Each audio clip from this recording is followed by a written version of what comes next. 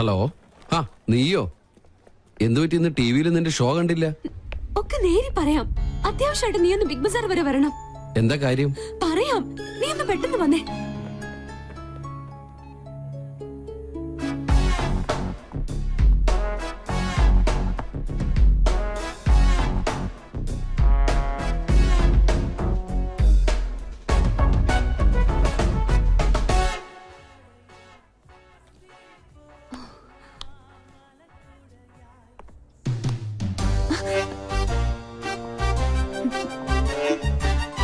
Hi. എന്താ മുദ്രമോതിരം നഷ്ടപ്പെട്ട ശൗന്തളെ പോലെ നീയാകെ ഡൾമൂഡിലാണല്ലോ. എന്താടി, പുതിയ വല്ല ഐറ്റോപ്പിക്കാനുള്ള സൂത്രപ്പണിയാണോ? എനിക്കറിയാം, നീ അതേ സംശയിക്കുള്ളൂ. ഞാൻ ആകെ ടെൻഷനില്ല. ആദ്യമായിട്ട് എന്റെ പ്രോഗ്രാം പോലും ഒന്ന് തടസ്സപ്പെട്ടത് അറിയോ? കാരണം എന്റെ ക്യാമറമാൻ രാഹുൽ, അവൻ ആകെ പ്രോബ്ലത്തിലാ. അവനെന്ത് പ്രോബ്ലം? ഞാൻ കണ്ടില്ലേ,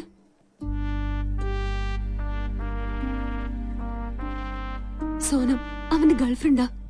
അവൾക്കിപ്പോ ത്രോട്ട് ക്യാൻസറിന്റെ ചെറിയൊരു സിംറ്റം. ട്രീറ്റ്മെന്റ് മാറാവുന്നതേ ഉള്ളൂ. പക്ഷെ രോഗിയാണെന്ന് അറിഞ്ഞതിൽ പിന്നെ അവൾ അവനെ മനഃപൂർവ്വം അകറ്റുക. ഒന്നിലും ശ്രദ്ധയില്ല. അവനിപ്പോ ആകെ വട്ടുപിടിച്ചിരിക്കുക. എവിടെ ക്യാമറ?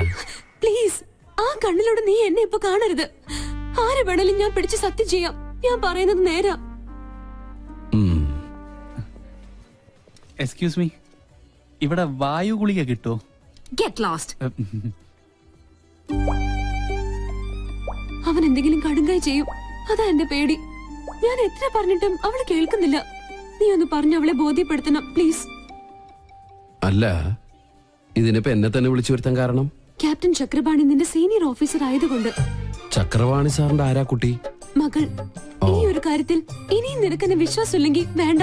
പ്ലീസ് നീ ഒന്ന് പോയേ. ഏയ്, ഓക്കെ ഓക്കെ, ഞാൻ വിശ്വസിക്കാം. I will try my best.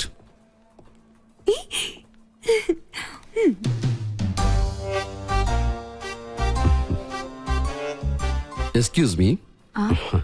കുട്ടി വിചാരിക്കുന്ന പോലെ അത്ര വലിയ സംഗതികളൊന്നും കുട്ടിക്കില്ല. ഇതൊക്കെ ചികിത്സിച്ചാൽ ശരിയാവുന്ന കാര്യങ്ങളേ ഉള്ളൂ. ഞാൻ അറിഞ്ഞു എന്നത് കാര്യാക്കണ്ട. തൊണ്ടയ്ക്കാണല്ലേ?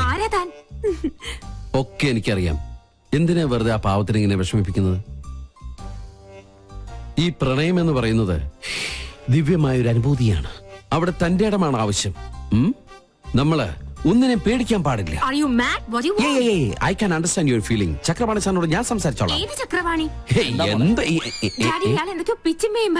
എന്താണ് തനിക്ക് വേണ്ടത്? അത് ഞാൻ ഈ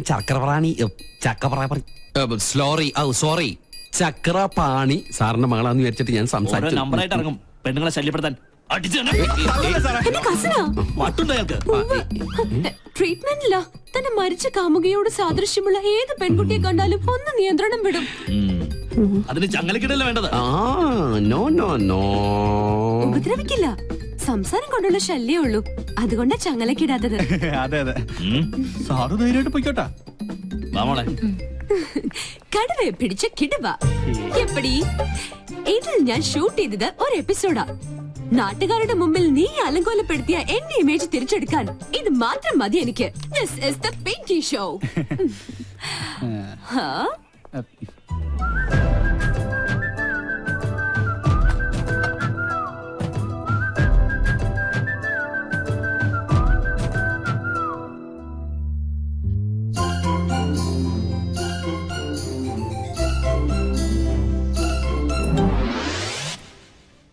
യോ, ഇവിടെ ഇരുന്ന് പാദസരം ഇവിടെ പോയി. പാദസരോ? ദാ കുട്ടി എടുത്തിട്ട് പോണ കണ്ടു. കാശ് തന്നില്ലേ? അവിടെ നിന്നേ.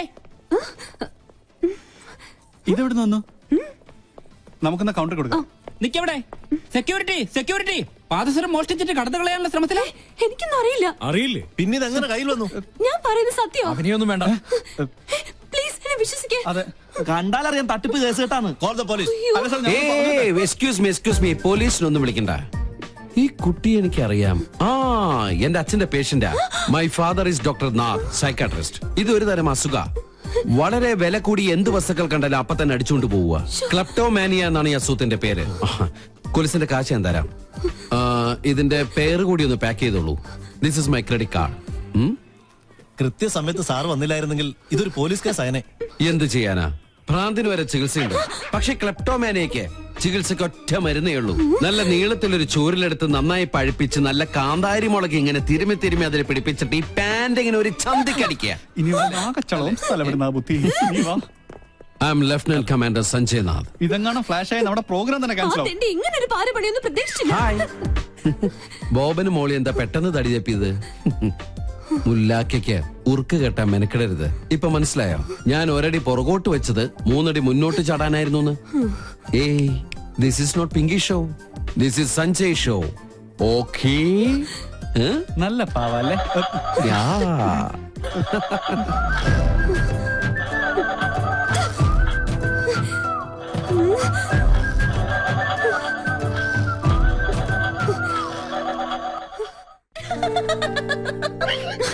ഇളിക്കല്ലേ നീ ഇപ്പൊ അവന്റെ ആളായോ? അവരോട് തോറ്റാൻ എന്തിനാ എന്റെ മെക്കിട്ട് കയറുന്നേ? നിങ്ങൾ രണ്ടും പണ്ടേ പരസ്പരം പാരകളാ. ആരെങ്കിലും ഒരാളൊന്ന് അടങ്ങണം. വരട്ടെ ഇനി കിട്ടുമല്ലോ. വിടില്ല ഞാൻ അവനെ. നീ ഇനി പോരിനൊന്നും പോണ്ട. വെറും പാവാ അത്. എന്തൊക്കെ പറഞ്ഞാലും അവൻ വന്ന പിന്നെ നമ്മുടെ അമ്മയ്ക്ക് എന്തൊക്കെ മാറ്റങ്ങളാന്നോ. അമ്മയുടെ ഉത്സാഹവും സന്തോഷവും ഒക്കെ നീ ശ്രദ്ധിച്ചോ? പൂജ ദാ വരുന്നമ്മേ. കേട്ടില്ലേ? അവൻ പാവത്രേ. മിണ്ടായിരിടാ.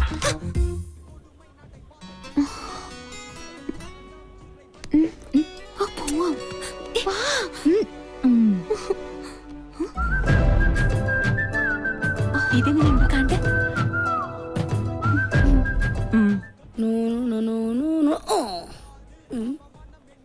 കൊള്ളാലോ. അയ്യോ Hey! Hey! Come here. What's your name? ആദി. ആദി. ഈ പ്രതിമ സാരി ഉടുത്ത് നിൽക്കുന്നതിന് നിനക്കെന്താ ഇത്ര ആദി?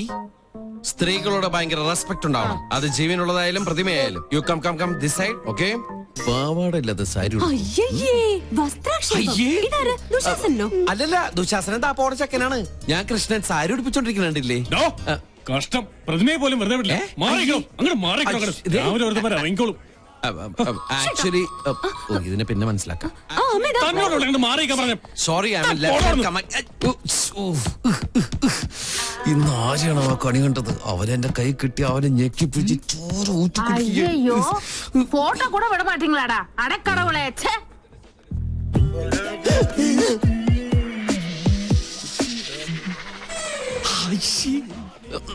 ആമടാ. I'll call you back.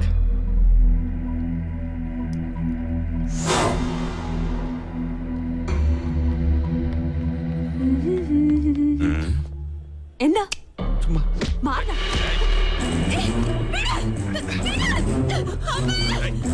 അയ്യോ എന്റെ മോളെ.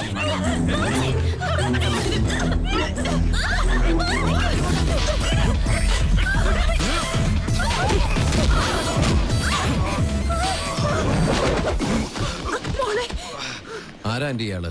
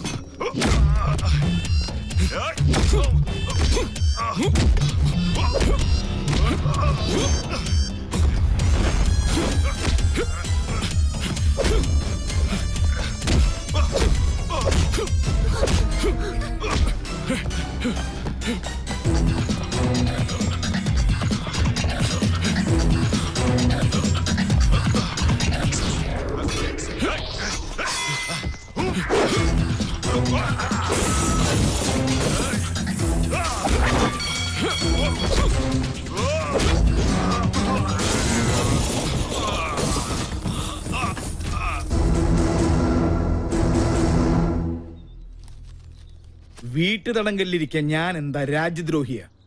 ഗാർഹിക പീഡനത്തിന് കേസ് കൊടുക്കാൻ അറിയാഞ്ഞിട്ടല്ല. ഇതെന്താ സ്വപ്ന? ഇത്രയും നാൾ ഒളിച്ചും മോഷ്ടിച്ചും കുടിച്ചതല്ലേ? ഇന്ന് അന്തസ്സോടെ ഒരെണ്ണം വീശാട്ടെ. വല്യമ്മ, എന്താ മോളെ? പെഗിന്റെ അളവ് കറക്റ്റ് ആണോ? ഒന്ന് നോക്കി. കാക്ക ചെലപ്പോ മലർന്ന് പറഞ്ഞേക്കാം, കാലം മാറുകല്ലേ, ചെലപ്പോ സൂര്യൻ പടിഞ്ഞാറ് മുറിച്ചേക്കാം. പക്ഷെ ഇത് മാത്രം എനിക്ക് അങ്ങോട്ട് വിശ്വസിക്കാൻ പറ്റണില്ല. ആ, കഴിച്ചാട്ടെ. സത്യമായിട്ടും എനിക്ക് വിശ്വാസം ആവണില്ല. രാജലക്ഷ്മി, നീ എന്നൊന്നും ഉള്ളിയേ. പൂർണ്ണ മനസ്സോടെ തന്നെയാ തരുന്നത്. കുടിച്ചോളൂ.